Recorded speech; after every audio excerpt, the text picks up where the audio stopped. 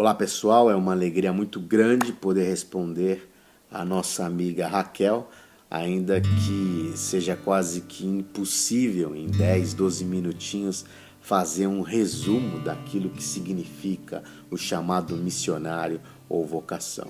De modo que eu vou correr este risco de ser extremamente simples, fazendo a síntese de todas as sínteses.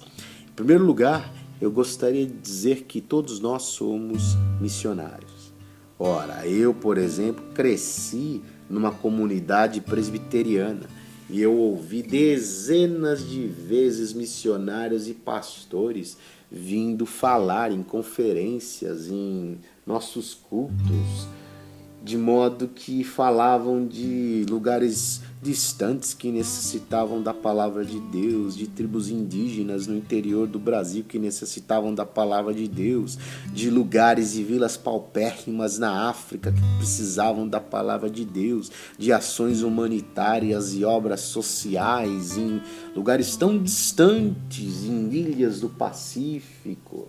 Ora, tudo isso tinha sentido e tinha como base sempre o texto da grande comissão: ide por todo o mundo, pregar o evangelho, fazei discípulos a toda a criatura de todas as nações. Nós sabemos muito bem esse texto que é clássico no que se refere e tange à missiologia.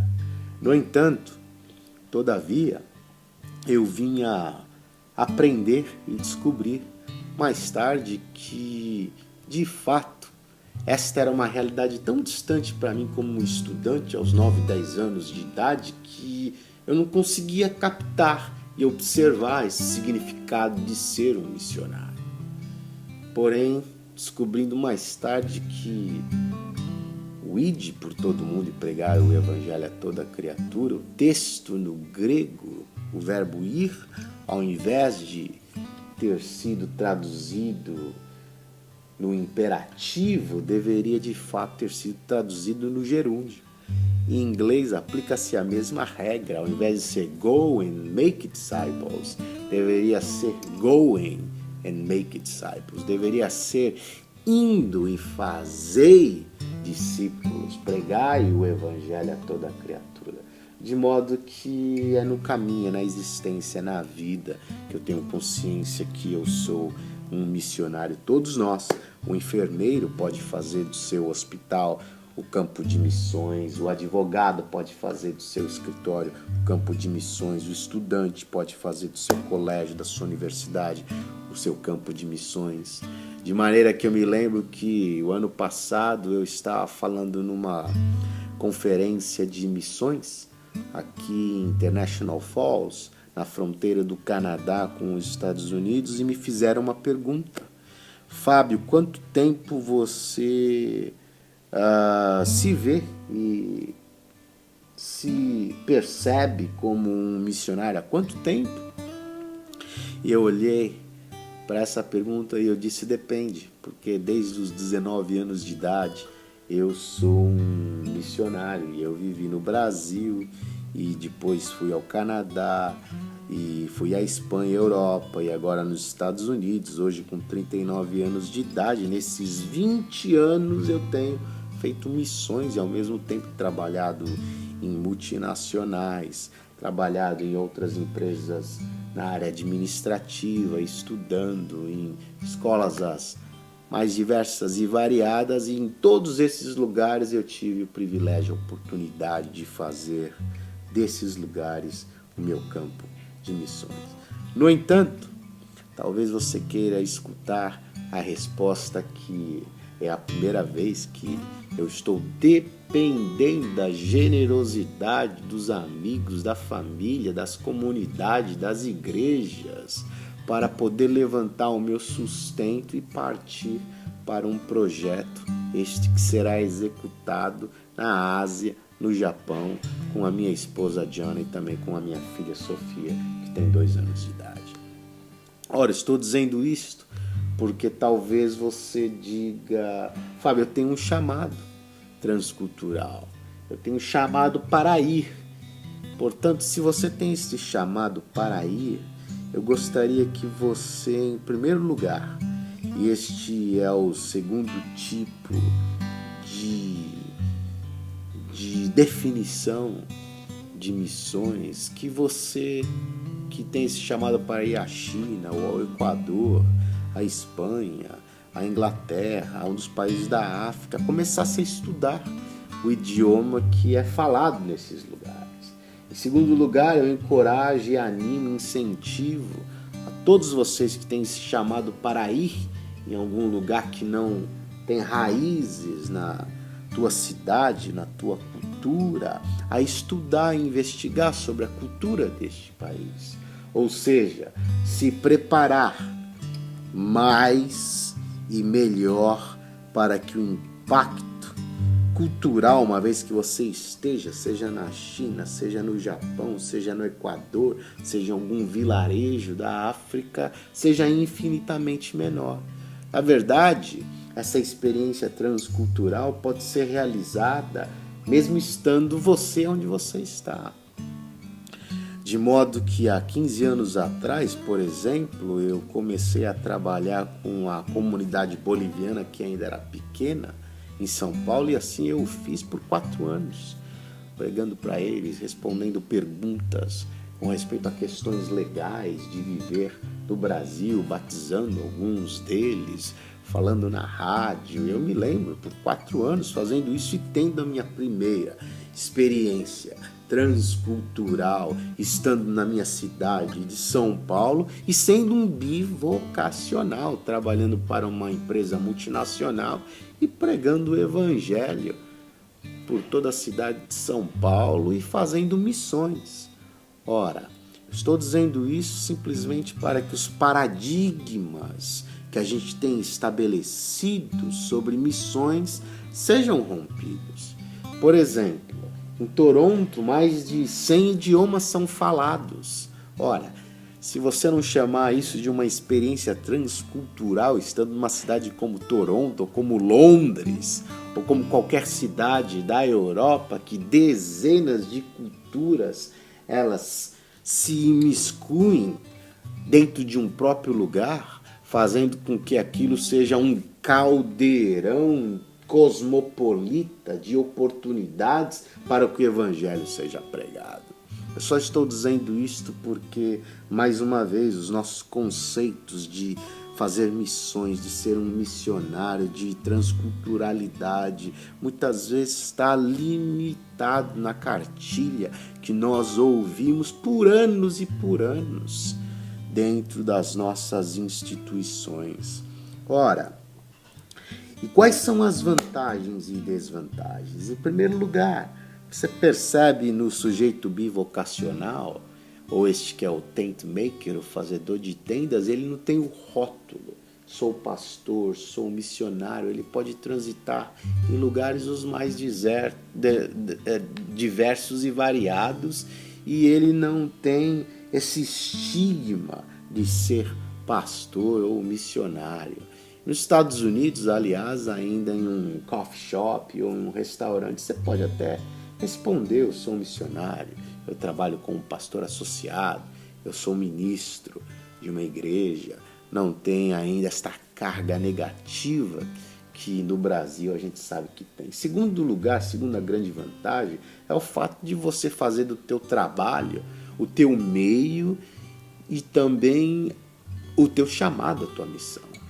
Ora, você se autossustenta através do teu trabalho e ele acaba sendo também a tua missão. Você faz da tua vida a tua missão, da tua missão a tua vida de uma maneira extremamente mais espontânea, mais leve, não correndo o risco de se profissionalizar. Esse é o risco que todos nós corremos quando nós abraçamos aquilo que a gente chama tempo integral do ministério, do chamado, e ao invés de você fazer de uma maneira espontânea, leve, extremamente natural, com paixão, você começa a correr o risco de entrar nessa mecanicidade da religião, se tornando quase que um robô, não fazendo mais voluntariamente o que você começou a fazer de uma maneira espontânea, mas hoje você faz por obrigação, porque você se profissionalizou. Ora, esse é o risco que você corre, estando 100% no ministério, no tempo integral, como a gente diz. No entanto, a gente tem uma liberdade infinitamente maior com o teu tempo para poder se dedicar à leitura, se dedicar à visita de algum indivíduo que necessita durante o dia, a poder ter cafés da manhã com grupos de pessoas. E uma grande dificuldade ou obstáculo, sem dúvida nenhuma, é levantar o teu sustento. Ora, eu sei que o meu tempo já está acabando, eu já estou com 10 minutinhos aí estourados, mas eu gostaria de terminar, sem dúvida nenhuma, colocando duas coisas importantes. Em primeiro lugar, falar de chamado, de vocação, a gente tem que entender que filho de pastor, pastor não é. Filho de missionário, missionário não é. Eu, quando tinha 11 anos de idade, eu abri a Bíblia pela primeira vez e falei num culto doméstico em casa, onde mamãe e papai nunca me obrigaram a fazer absolutamente nada. Eu não cresci em uma comunidade onde pastores, eles forçavam as crianças a serem pastores mirins ou missionários mirins. Não, nada disso. Surgiu no meu coração, no nosso cultinho doméstico, eu abri a Bíblia e eu falei inclusive sobre o texto de Apocalipse, que mais pra frente eu vim a saber que Lutero, quando traduziu o texto ao alemão, colocou o livro no apêndice, não queria colocá-lo no cânon. Calvino, reformador francês, não fez nenhum comentário do livro. Zwingli, outro reformador suíço, até o chamou de antibíblico. Enfim, a naturalidade de uma criança de 11 anos, espontânea e voluntariamente, abriu o texto e pregou e falou. É nessa espontaneidade que deve nascer o chamado e a vocação. Em segundo lugar, a minha filha Sofia, com 2 aninhos de idade, ela já tem 3 nacionalidades: espanhola, europeia, brasileira e norte-americana. De modo que ela, com 2 aninhos de idade, já entende português e inglês e está exposta ao francês, ao espanhol, ao japonês e mais. Ela é extremamente interessante. Ela já voou 32 vezes. No entanto, isso não significa que ela será uma missionária, ainda que ela tenha esse perfil extraordinário para ser uma missionária. Pode ser que ela vai ser um agente de turismo, uma mulher de negócios, enfim, pode ser que ela seja qualquer coisa, menos missionária no tempo integral. Mas a minha oração é que onde quer que ela esteja, que ela vá, ela possa ser uma missionária. Assim como John Wesley disse, fiz do mundo a minha paróquia, quando a igreja da Inglaterra fechara as portas para ele. Ele olhou para o mundo e pôde perceber nos homeless, aqueles que não tinham teto, aqueles que não tinham casa, aqueles que eram marginalizados pela sociedade, a oportunidade para que o evangelho fosse pregado. Aliás, foi exatamente isto que Lutero veio na Reforma Protestante no século XVI fazer. Uma das razões pelas quais a Reforma Protestante entrou foi para simplesmente declarar que não existe divisão do cardinalato, da classe sacerdotal com o povo, com o laico. Ora, foi João Wycliffe, que era o predecessor de Lutero na Reforma Protestante, que já dizia que cada indivíduo que é um believer, que é um crente que professa Jesus como Senhor, é um sacerdote, é um ministro. Portanto, não se esqueça disso. Todos nós somos missionários. Todos nós temos um chamado onde quer que Deus tenha te colocado. Mas em segundo lugar, se você tem este chamado para ir e abraçar esta vocação, onde você se vê 100% se dedicando àquilo que é a tua paixão, por favor, faça-o voluntariamente e não faça disso a tua profissão. Faça com paixão, faça com devoção, faça com sinceridade, faça com verdade.